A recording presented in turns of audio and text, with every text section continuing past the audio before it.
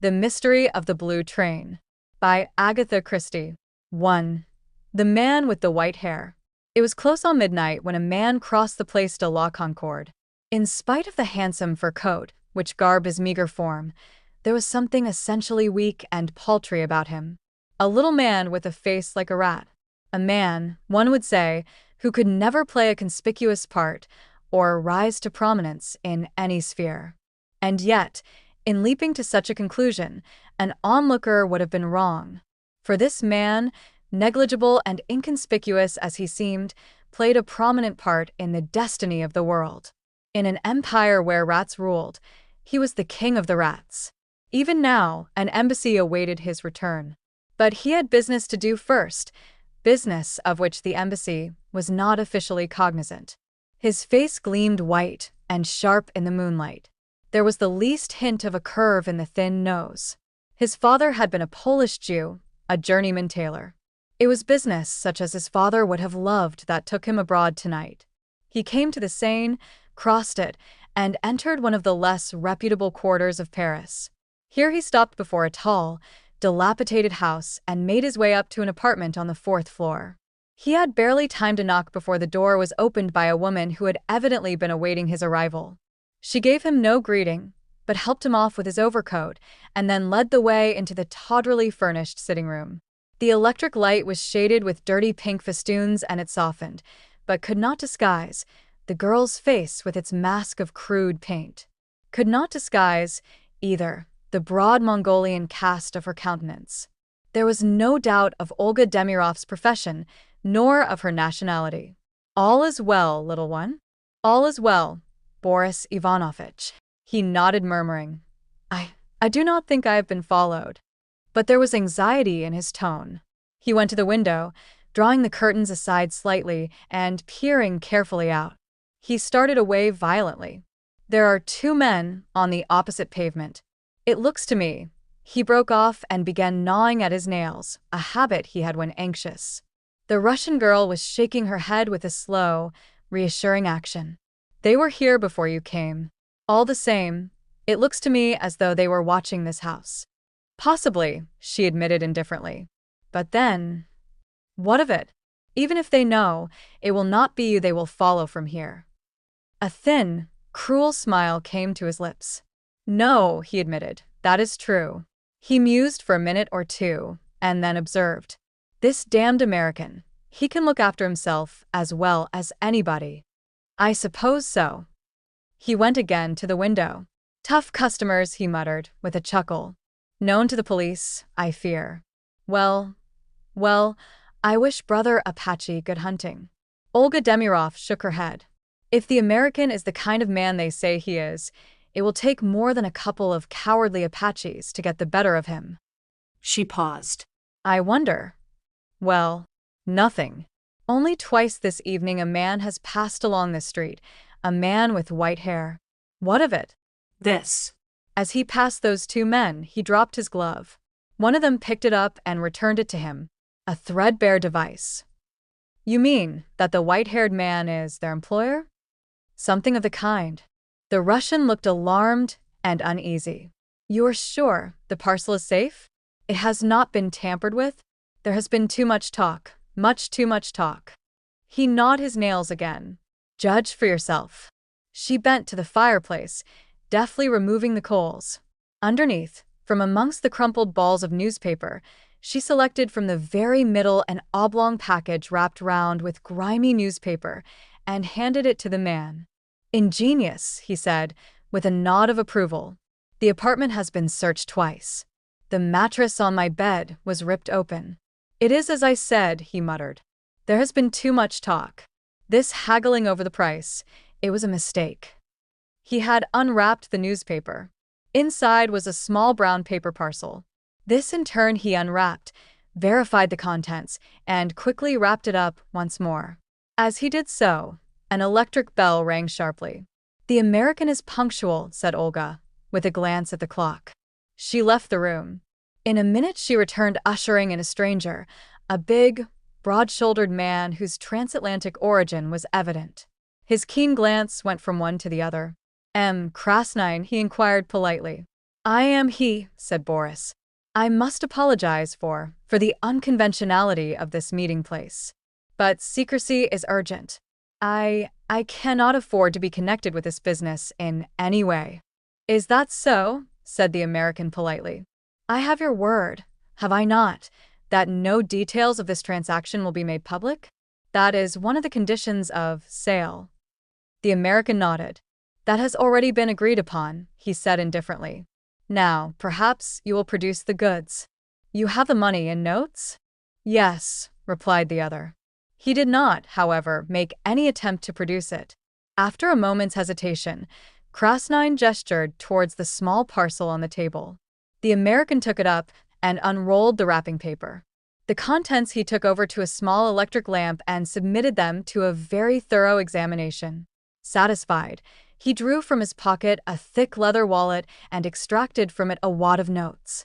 These he handed to the Russian, who counted them carefully. "All right. I thank you, monsieur. Everything is correct." "Ah," said the other. He slipped the brown paper parcel negligently into his pocket. He bowed to Olga. "Good evening, mademoiselle." "Good evening, Krasnine." He went out, shutting the door behind him. The eyes of the two in the room met. The man passed his tongue over his dry lips. "I wonder, will he ever get back to his hotel?" he muttered. By common accord, they both turned to the window. They were just in time to see the American emerge into the street below. He turned to the left and marched along at a good pace, without once turning his head. Two shadows stole from a doorway and followed noiselessly. Pursuers and pursued vanished into the night. Olga Demirov spoke. "He will get back safely," she said. "You need not fear, or hope, whichever it is." "Why do you think he will be safe?" asked Krasnine curiously. "A man who has made as much money as he has could not possibly be a fool," said Olga. "And talking of money," she looked significantly at Krasnine. My share, Boris Ivanovitch."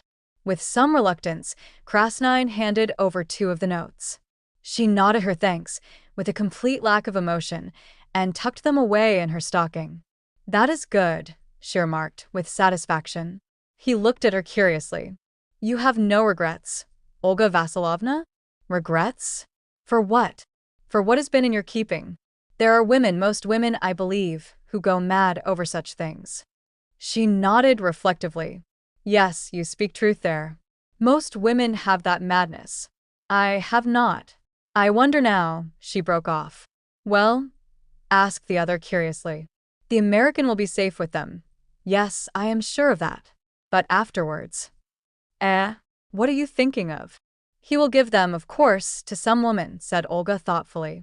"I wonder what will happen then." She shook herself impatiently and went over to the window. Suddenly, she uttered an exclamation and called to her companion. "See, he is going down the street now, the man I mean."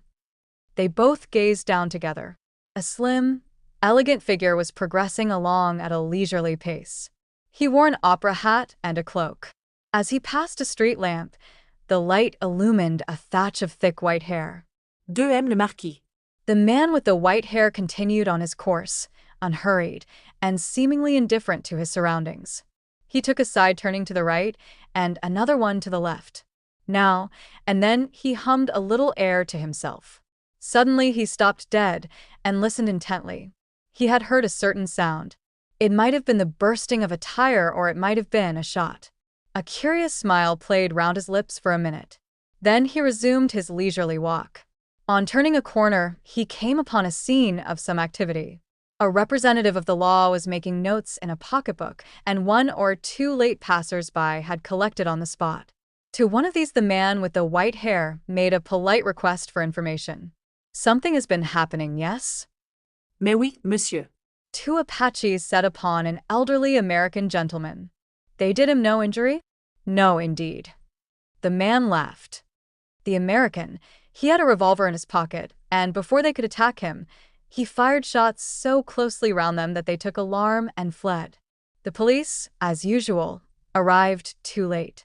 "Ah," said the inquirer. He displayed no emotion of any kind. Placidly and unconcernedly, he resumed his nocturnal strolling. Presently, he crossed the Seine and came into the richer areas of the city. It was some 20 minutes later that he came to a stop before a certain house in a quiet but aristocratic thoroughfare. The shop, for shop it was a restrained and unpretentious one. Papopoulos, dealer in antiques, was so known to fame that he needed no advertisement, and indeed most of his business was not done over a counter.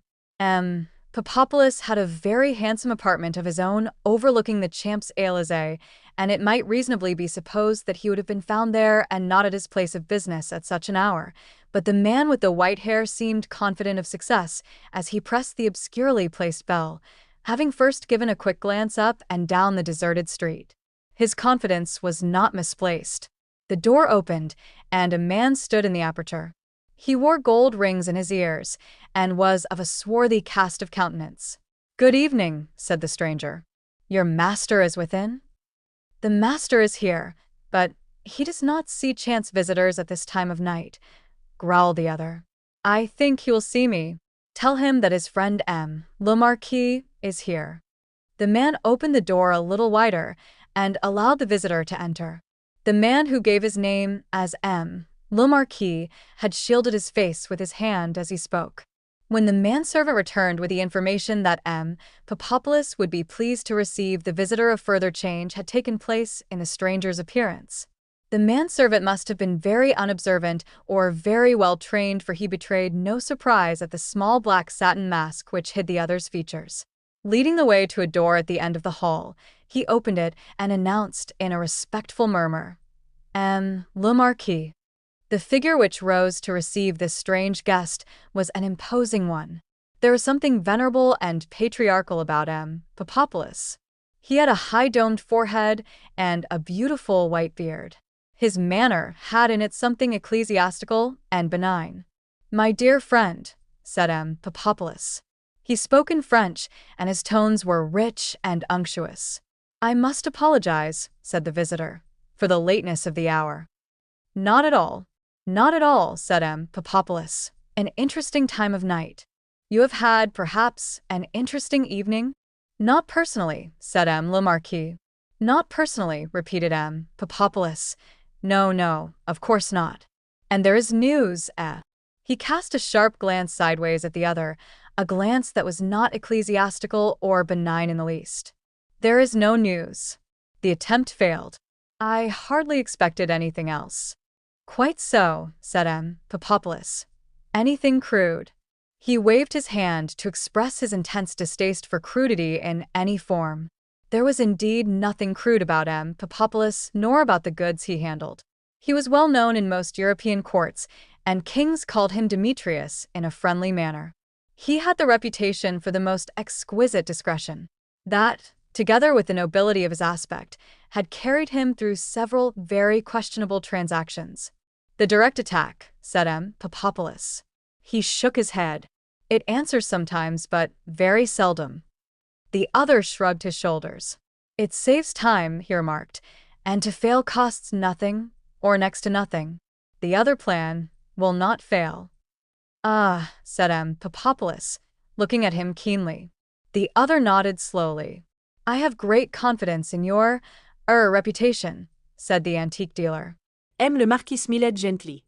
"I think I may say," he murmured, "that your confidence will not be misplaced."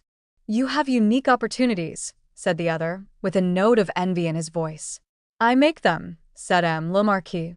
He rose and took up the cloak which he had thrown carelessly on the back of a chair. "I will keep you informed, Papopoulos, through the usual channels, but there must be no hitch in your arrangements." Papopoulos was pained. "There is never a hitch in my arrangements," he complained. The other smiled, and without any further word of adieu he left the room, closing the door behind him. Papopoulos remained in thought for a moment, stroking his venerable white beard, and then moved across to a second door which opened inwards. As he turned the handle, a young woman, who only too clearly had been leaning against it with her ear to the keyhole, stumbled headlong into the room. Papopoulos displayed neither surprise nor concern. It was evidently all quite natural to him. "Well, Zia?" he asked. "I did not hear him go," explained Zia. She was a handsome young woman, built on Junoesque lines, with dark flashing eyes and such a general air of resemblance to Perilous that it was easy to see they were father and daughter. "It is annoying," she continued vexedly, "that one cannot see through a keyhole and hear through it at the same time." "It has often annoyed me," said Perilous, with great simplicity. "So that is le Marquis," said Zia slowly. "Does he always wear a mask, father?" "Always." There was a pause. "It is the rubies, I suppose?" asked Zia. Her father nodded.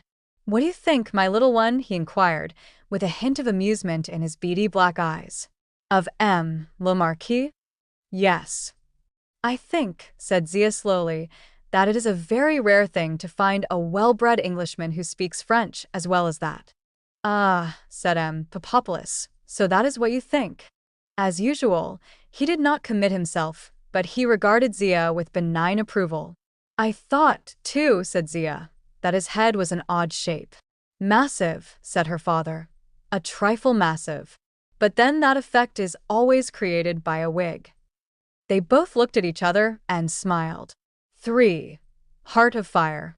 Rufus Van Aldine passed through the revolving doors of the Savoy and walked to the reception desk. The desk clerk smiled a respectful greeting. "Pleased to see you back again, Mr. Van Aldine," he said. The American millionaire nodded his head in a casual greeting. "Everything all right?" he asked. "Yes, sir. Major Knighton is upstairs in the suite now." Van Aldine nodded again. "Any mail?" he vouchsafed. "They have all been sent up, Mr. Van Aldine." Oh. "Wait a minute." He dived into a pigeonhole and produced a letter. "Just come this minute," he explained. Rufus Van Aldine took the letter from him, and as he saw the handwriting, a woman's flowing hand, his face was suddenly transformed. The harsh contours of it softened, and the hard line of his mouth relaxed. He looked a different man. He walked across to the lift with the letter in his hand and the smile still on his lips. In the drawing room of his suite, a young man was sitting at a desk nimbly sorting correspondence with the ease born of long practice. He sprang up as Van Aldine entered. "Hello, Knighton. Glad to see you back, sir. Had a good time?" "So," said the millionaire unemotionally. "Paris is rather a one-horse city nowadays. Still, I got what I went over for." He smiled to himself rather grimly. "You usually do, I believe," said the secretary, laughing. "That's so," agreed the other. He spoke in a matter-of-fact manner, as one stating a well-known fact. Throwing off his heavy overcoat, he advanced to the desk. "Anything urgent?" "I don't think so, sir. Mostly the usual stuff. I have not quite finished sorting it out." Van Aldine nodded briefly. He was a man who seldom expressed either blame or praise. His methods with those he employed were simple.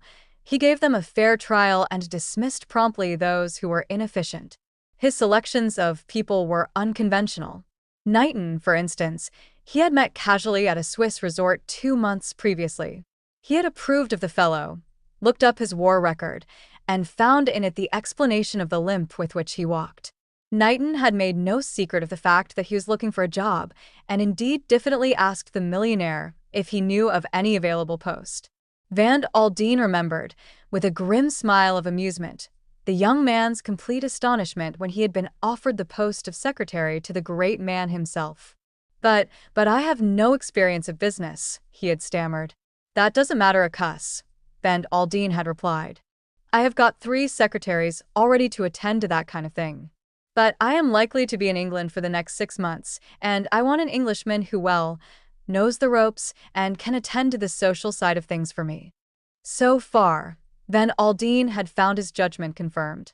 Knighton had proved quick, intelligent, and resourceful, and he had a distinct charm of manner. The secretary indicated 3 or 4 letters placed by themselves on the top of the desk. "It might perhaps be as well, sir, if you glanced at these," he suggested. "The top one is about the Colton agreement."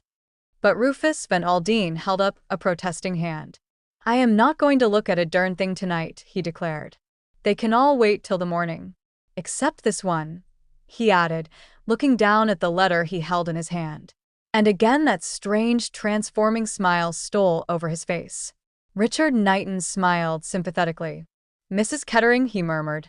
She rang up yesterday and today. She seems very anxious to see you at once, sir. Does she now?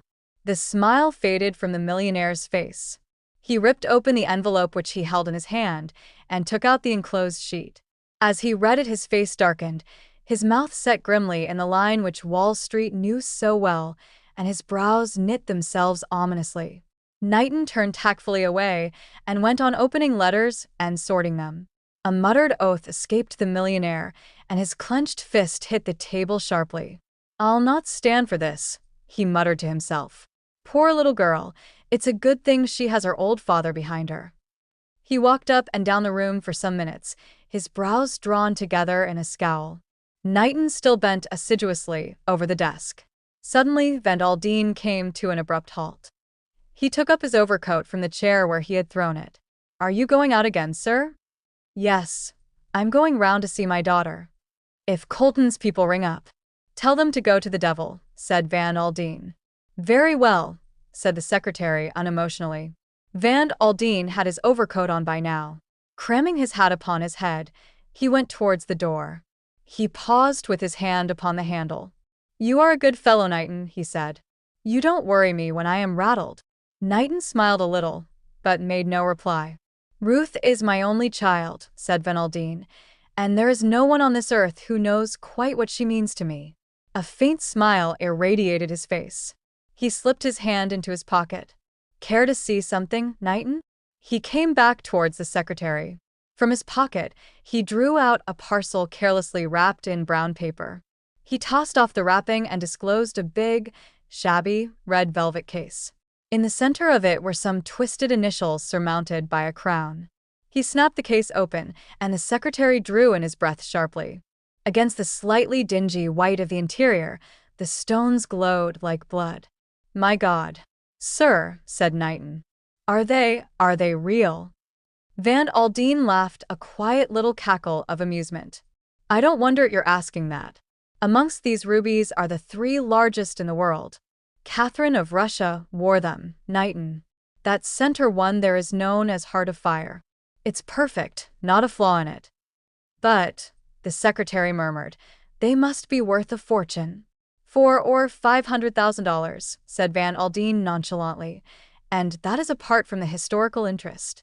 "And you carry them about like that loose in your pocket?" Van Aldine laughed amusedly. "I guess so. You see, they are my little present for Ruthie."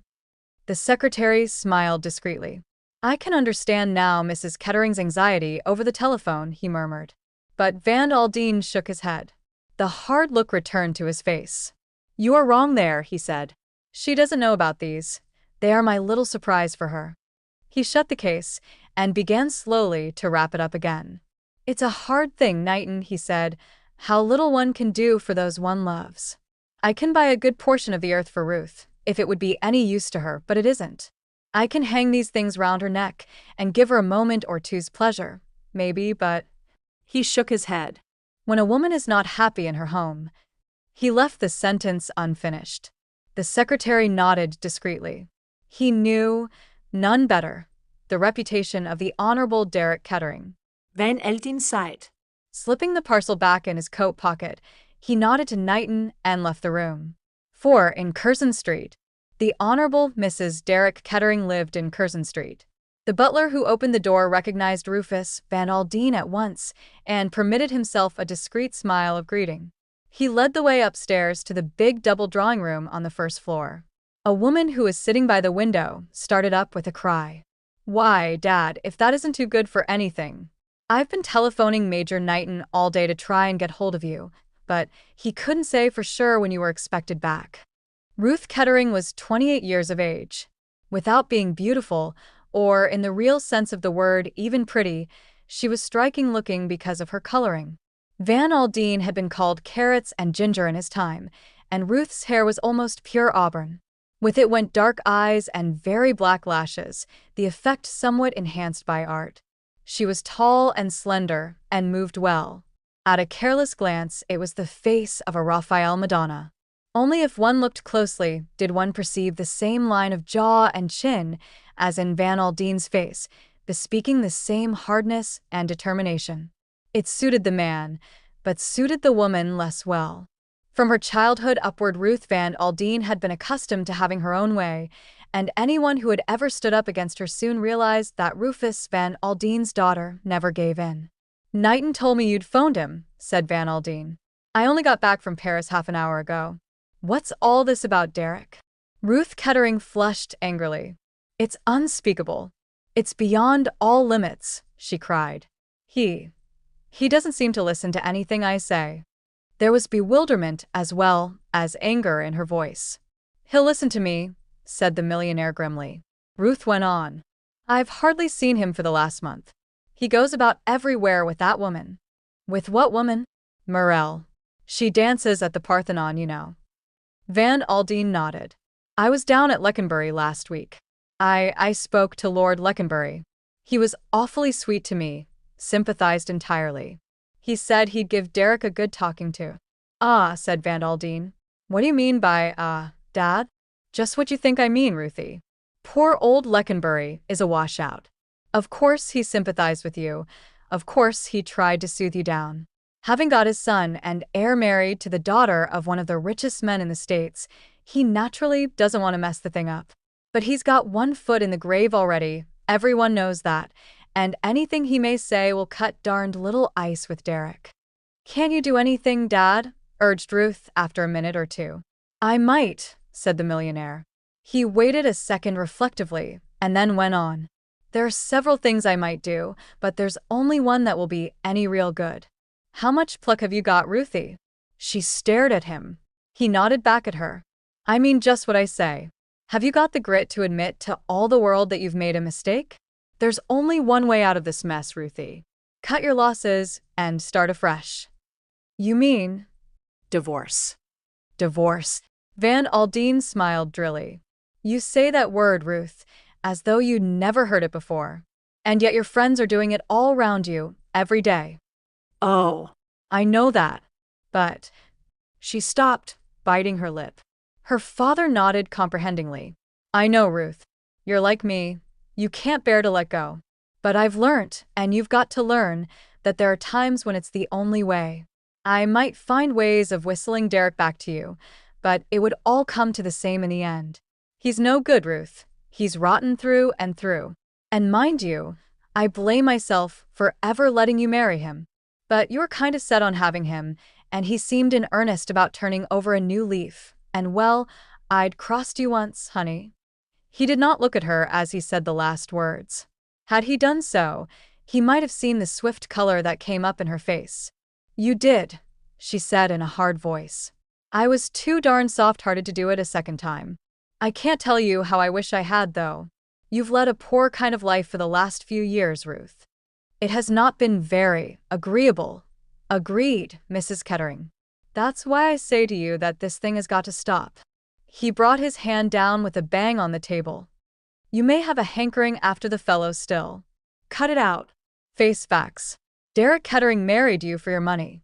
That's all there is to it. Get rid of him, Ruth."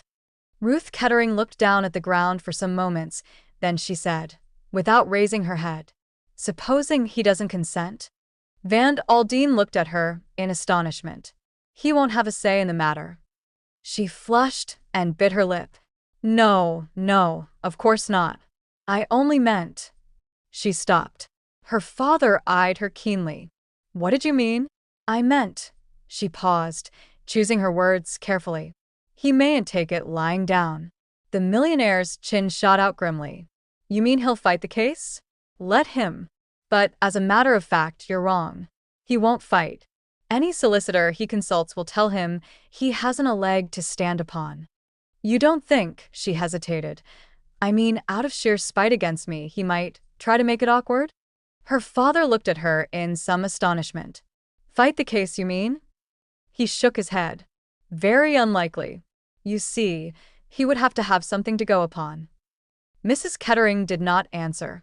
Van Aldine looked at her sharply. "Come, Ruth, out with it. There's something troubling you. What is it?" "Nothing at all." But her voice was unconvincing. "You are dreading the publicity, eh? Is that it? You leave it to me. I'll put the whole thing through so smoothly that there will be no fuss at all." Very well, Dad, if you really think it's the best thing to be done. Got a fancy for the fellows still, Ruth? Is that it? No. The word came with no uncertain emphasis. Van Aldine seemed satisfied. He patted his daughter on the shoulder. It will be all right, little girl. Don't you worry any. Now, let's forget all about this. I have brought you a present from Paris. For me? Something very nice. I hope you'll think so, said Van Aldine, smiling. He took the parcel from his coat pocket and handed it to her. She unwrapped it eagerly and snapped open the case. A long-drawn "oh" came from her lips. Ruth Kettering loved jewels, always had done so. Dad, how wonderful. Rather in a class by themselves, aren't they? Said the millionaire, with satisfaction. You like them, eh? Like them? Dad, they're unique. How did you get hold of them? Van Aldine smiled. Ah. That's my secret. They had to be bought privately, of course. They are rather well known. See that big stone in the middle? You have heard of it, maybe. That's the historic Heart of Fire. Heart of Fire, repeated Mrs. Kettering. She had taken the stones from the case and was holding them against her breast. The millionaire watched her. He was thinking of the series of women who had worn the jewels, the heartaches, the despairs, the jealousies. Heart of Fire, like all famous stones, had left behind it a trail of tragedy and violence. Held in Ruth Kettering's assured hand, it seemed to lose its potency of evil. With her cool, equable poise, this woman of the Western world seemed a negation to tragedy or heart-burnings. Ruth returned the stones to their case. Then, jumping up, she flung her arms round her father's neck. Thank you, thank you, thank you, Dad. They are wonderful. You do give me the most marvelous presents always. That's all right, said Van Aldine, patting her shoulder. You are all I have, you know, Ruthie. You will stay to dinner, won't you, Father? I don't think so. You were going out, weren't you? Yes, but I can easily put that off. Nothing very exciting. No, said Van Aldine. Keep your engagement. I have got a good deal to attend to. See you tomorrow, my dear. Perhaps if I phone you, we can meet at Galbraith's? Messrs. Galbraith, Cuthbertson, and Galbraith were Van Aldine's London solicitors. Very well, Dad. She hesitated. I suppose this won't keep me from going to the Riviera? When are you off? On the 14th. Oh, that will be all right. These things take a long time to mature. By the way, Ruth, I shouldn't take those rubies abroad if I were you. Leave them at the bank. Mrs. Kettering nodded. We don't want to have you robbed and murdered for the sake of Heart of Fire, said the millionaire jocosely. And yet you carried it about in your pocket loose, retorted his daughter, smiling. Yes. Some hesitation, caught her attention. What is it, Dad? Nothing. He smiled, thinking of a little adventure of mine in Paris. An adventure? Yes, the night I bought these things. He made a gesture towards the jewel case. Oh, do tell me. Nothing to tell, Ruthie. Some Apache fellows got a bit fresh, and I shot at them, and they got off. That's all. She looked at him with some pride. You're a tough proposition, Dad. You bet I am, Ruthie. He kissed her affectionately and departed. On arriving back at the Savoy, he gave a curt order to Knighton. Get hold of a man called Goby. You'll find his address in my private book. He's to be here tomorrow morning at 9:30. Yes, sir. I also want to see Mr. Kettering. Run him to earth for me if you can. Try his club, at any rate. Get hold of him somehow, and arrange for me to see him here tomorrow morning. Better make it latish, about 12. His sort aren't early risers. The secretary nodded in comprehension of these instructions. Van Aldine gave himself into the hands of his valet. His bath was prepared, and as he lay luxuriating in the hot water, his mind went back over the conversation with his daughter. On the whole, he was well satisfied. His keen mind had long since accepted the fact that divorce was the only possible way out. Ruth had agreed to the proposed solution with more readiness than he had hoped for. Yet, in spite of her acquiescence, he was left with a vague sense of uneasiness. Something about her manner, he felt, had not been quite natural. He frowned to himself. Maybe I'm fanciful, he muttered. And yet, I bet there's something she has not told me. 5. A useful gentleman. Rufus Van Aldine had just finished the sparse breakfast of coffee and dry toast, which was all he ever allowed himself, when Knighton entered the room. Mr. Goby is below, sir, waiting to see you. The millionaire glanced at the clock. It was just 9:30. All right, he said curtly. He can come up. A minute or two later, Mr. Goby entered the room. He was a small, elderly man, shabbily dressed, with eyes that looked carefully all round the room and never at the person he was addressing. "Good morning, Goby," said the millionaire. "Take a chair." "Thank you, Mr. Van Aldine."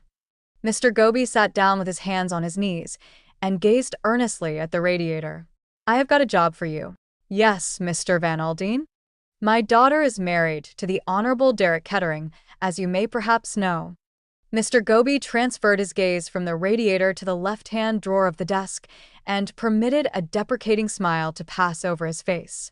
Mr. Goby knew a great many things, but he always hated to admit the fact. "By my advice, she is about to file a petition for divorce. That, of course, is a solicitor's business. But for private reasons, I want the fullest and most complete information." Mr. Goby looked at the cornice and murmured, "About Mr. Kettering?" "About Mr. Kettering." "Very good, sir." Mr. Goby rose to his feet. "When will you have it ready for me? Are you in a hurry, sir?" "I'm always in a hurry," said the millionaire. Mr. Goby smiled understandingly at the fender. "Shall we say 2 o'clock this afternoon, sir?" he asked. "Excellent," approved the other. "Good morning, Goby." "Good morning, Mr. Van Aldine." "That's a very useful man," said the millionaire as Goby went out and his secretary came in. "In his own line, he's a specialist." "What is his line?" "Information. Give him 24 hours, and he would lay the private life of the Archbishop of Canterbury bare for you." "A useful sort of chap," said Knighton with a smile. "He has been useful to me once or twice," said Van Aldine. "Now then, Knighton, I'm ready for work." The next few hours saw a vast quantity of business rapidly transacted. It was 12:30 when the telephone bell rang, and Mr. Van Aldine was informed that Mr. Kettering had called. Knighton looked at Van Aldine and interpreted his brief nod. "Ask Mr. Kettering to come up, please." The secretary gathered up his papers and departed. He and the visitor passed each other in the doorway, and Derek Kettering stood aside to let the other go out. Then he came in, shutting the door behind him. "Good morning, sir. You are very anxious to see me, I hear." The lazy voice with its slightly ironic inflection roused memories in Van Aldine. There was charm in it. There had always been charm in it. He looked piercingly at his son-in-law. Derek Kettering was 34, lean of build, with a dark, narrow face, which had even now something indescribably boyish in it. "Come in," said Van Aldine curtly. "Sit down." Kettering flung himself lightly into an armchair. He looked at his father-in-law with a kind of tolerant amusement. "Not seen you for a long time, sir," he remarked pleasantly. "About 2 years, I should say. Seen Ruth yet?" "I saw her last night," said Van Aldine. "Looking very fit, isn't she?" said the other lightly. "I didn't know you had had much opportunity of judging," said Van Aldine drily. Derek Kettering raised his eyebrows. "Oh, we sometimes meet at the same night club, you know," he said airily. "I am not going to beat about the bush," Van Aldine said curtly. "I have advised Ruth to file a petition for divorce." Derek Kettering seemed unmoved. "How drastic," he murmured. "Do you mind if I smoke, sir?" He lit a cigarette and puffed out a cloud of smoke as he added nonchalantly. "And what did Ruth say?" "Ruth proposes to take my advice," said her father. "Does she really?" "Is that all you have got to say?" demanded Van Aldine sharply. Kettering flicked his ash into the grate. "I think, you know," he said, with a detached air, "that she's making a great mistake." "From your point of view, she doubtless is," said Van Aldine grimly. "Oh, come now," said the other. "Don't let's be personal. I really wasn't thinking of myself at the moment. I was thinking of Ruth. You know, my poor old governor really can't last much longer. All the doctors say so. Ruth had better give it a couple more years. Then I shall be Lord Leconbury, and she can be Chatelaine of Leconbury, which is what she married me for." I won't have any of your darned impudence, roared Van Aldine. Derek Kettering smiled at him, quite unmoved. I agree with you. It's an obsolete idea, he said. There's nothing in a title nowadays. Still, Leconbury is a very fine old place, and after all, we are one of the oldest families in England. It will be very annoying for Ruth if she divorces me to find me marrying again, and some other woman queening it at Leconbury instead of her. I am serious, young man, said Van Aldine. Oh, so am I, said Kettering. I am in very low water financially. It will put me in a nasty hole if Ruth divorces me, and after all, if she has stood it for 10 years, why not stand it a little longer? I give you my word of honor that the old man can't possibly last out another 18 months, and, as I said before, it's a pity Ruth shouldn't get what she married me for. You suggest that my daughter married you for your title and position? Derek Kettering laughed a laugh that was not all amusement. You don't think it was a question of a love match? He asked. I know, said Van Aldine slowly, that you spoke very differently in Paris 10 years ago. Did I? Perhaps I did. Ruth was very beautiful, rather like an angel or a saint, or something that had stepped down from a niche in a church. I had fine ideas, I remember, of turning over a new leaf, of settling down and living up to the highest traditions of English home life with a beautiful wife who loved me. He laughed again, rather more discordantly. But you don't believe that, I suppose, he said. I have no doubt at all that you married Ruth for her money, said Van Aldine unemotionally. And that she married me for love? Asked the other ironically. Certainly, said Van Aldine. Derek Kettering stared at him for a minute or two, then he nodded reflectively. I see you believe that, he said. So did I at the time. I can assure you, my dear father-in-law, I was very soon undeceived. I don't know what you are getting at, said Van Aldine. And I don't care. You have treated Ruth darned badly. Oh, I have, agreed Kettering lightly. But she's tough, She's your daughter. Underneath the pink and white softness of her she's as hard as granite. You have always been known as a hard man, so I have been told, but Ruth is harder than you are. You, at any rate, love one person better than yourself. Ruth never has, and never will. That is enough, said Van Aldine. I asked you here, so that I could tell you fair and square what I meant to do. My girl has got to have some happiness, and remember this, I am behind her. Derek Kettering got up and stood by the mantelpiece. He tossed away his cigarette. When he spoke, his voice was very quiet. What exactly do you mean by that, I wonder, he said. I mean, said Van Aldine, that you had better not try to defend the case. Oh, said Kettering. Is that a threat? You can take it any way you please, said Van Aldine. Kettering drew a chair up to the table. He sat down fronting the millionaire. And supposing, he said softly, that, just for argument's sake, I did defend the case? Van Aldine shrugged his shoulders. You have not got a leg to stand upon, you young fool. Ask your solicitors, they will soon tell you. Your conduct has been notorious, the talk of London. Ruth has been kicking up a row about Morel, I suppose. Very foolish of her. I don't interfere with her friends. What do you mean? Said Van Aldine sharply. Derek Kettering left. I see you don't know everything, sir, he said. You are, perhaps naturally, prejudiced. He took up his hat and stick and moved towards the door. Giving advice is not much in my line. He delivered his final thrust. But, in this case, I should advise most strongly perfect frankness between father and daughter. He passed quickly out of the room and shut the door behind him just as the millionaire sprang up. Now, what the hell did he mean by that? Said Van Aldine as he sank back into his chair again. All his uneasiness returned in full force. There was something here that he had not yet got to the bottom of. The telephone was by his elbow.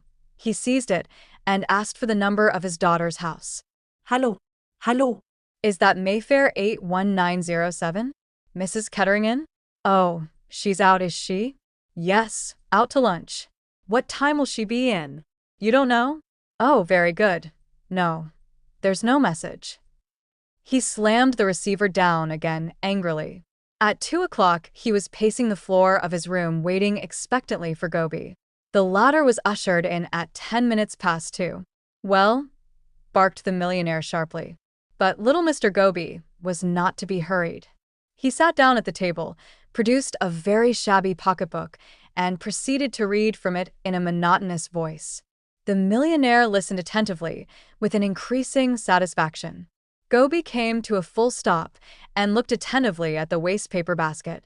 Said Van Aldine. That seems pretty definite. The case will go through like winking. The hotel evidence is all right, I suppose? Cast iron, said Mr. Goby, and looked malevolently at a gilt armchair. And, financially, he's in very low water. He's trying to raise a loan now, you say? Has already raised practically all he can upon his expectations from his father.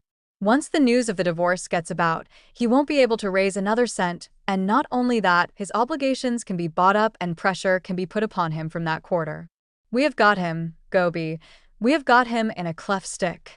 He hit the table a bang with his fist. His face was grim and triumphant. The information, said Mr. Goby in a thin voice, seems satisfactory. I've got to go round to Curzon Street now, said the millionaire. I am much obliged to you, Goby. You are the goods, all right. A pale smile of gratification showed itself on the little man's face. Thank you, Mr. Van Aldine, he said. I try to do my best. Van Aldine did not go direct to Curzon Street. He went first to the city, where he had 2 interviews which added to his satisfaction. From there he took the tube to Down Street. As he was walking along Curzon Street, a figure came out of number 160 and turned up the street towards him so that they passed each other on the pavement. For a moment, the millionaire had fancied it might be Derek Kettering himself. The height and build were not unlike. But as they came face to face, he saw that the man was a stranger to him. At least, no, not a stranger. His face awoke some call of recognition in the millionaire's mind, and it was associated definitely with something unpleasant. He cudgeled his brains in vain, but the thing eluded him. He went on, shaking his head irritably. He hated to be baffled. Ruth Kettering was clearly expecting him. She ran to him and kissed him when he entered. Well, Dad, how are things going? Very well, said Van Aldine, but I've got a word or two to say to you, Ruth. Almost insensibly, he felt the change in her. Something shrewd and watchful replaced the impulsiveness of her greeting. She sat down in a big armchair. Well, Dad, she asked. What is it? I saw your husband this morning, said Van Aldine. You saw Derek? I did. He said a lot of things, most of which were darned chic. Just as he was leaving, he said something that I didn't understand. He advised me to be sure that there was perfect frankness between father and daughter. What did he mean by that, Ruthie? Mrs. Kettering moved a little in her chair. I don't know, Dad. How should I? Of course you know, said Van Aldine. He said something else, about his having his friends and not interfering with yours. What did he mean by that? I don't know, said Ruth Kettering again. Van Aldine sat down. His mouth set itself in a grim line. See here, Ruth. I am not going into this with my eyes closed. I am not at all sure that that husband of yours doesn't mean to make trouble. Now, he can't do it, I am sure of that. I have got the means to silence him, to shut his mouth for good and all, but I have got to know if there's any need to use those means. What did he mean by your having your own friends? Mrs. Kettering shrugged her shoulders. I have got lots of friends, she said uncertainly. I don't know what he meant, I am sure. You do, said Van Aldine. He was speaking now as he might have spoken to a business adversary. I will put it plainer. Who is the man? What man? The man. That's what Derek was driving at. Some special man who is a friend of yours. You needn't worry, honey, I know there is nothing in it, but we have got to look at everything as it might appear to the court. They can twist these things about a good deal, you know. I want to know who the man is and just how friendly you have been with him. Ruth didn't answer. Her hands were kneading themselves together in intense, nervous absorption. Come, honey, said Van Aldine in a softer voice. Don't be afraid of your old dad. I was not too harsh, was I, even that time in Paris. By gosh. He stopped, thunderstruck. That's who it was, he murmured to himself. I thought I knew his face. What are you talking about, Dad? I don't understand.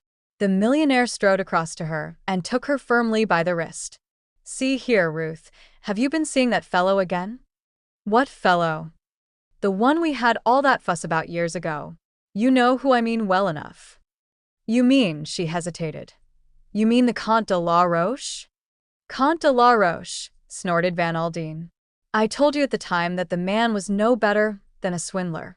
You had entangled yourself with him then very deeply, but I got you out of his clutches. Yes, you did, said Ruth bitterly. And I married Derek Kettering. You wanted to, said the millionaire sharply. She shrugged her shoulders. And now, said Van Aldine slowly, you have been seeing him again, after all I told you. He has been in the house today. I met him outside and couldn't place him for the moment. Ruth Kettering had recovered her composure. I want to tell you one thing, Dad. You are wrong about Armand, the Comte de la Roche, I mean. Oh, I know there were several regrettable incidents in his youth. He has told me about them, but, well, he has cared for me always. It broke his heart when you parted us in Paris, and now. She was interrupted by the snort of indignation her father gave. So, you fell for that stuff, did you? You, a daughter of mine. My God. He threw up his hands. That women can be such darned fools.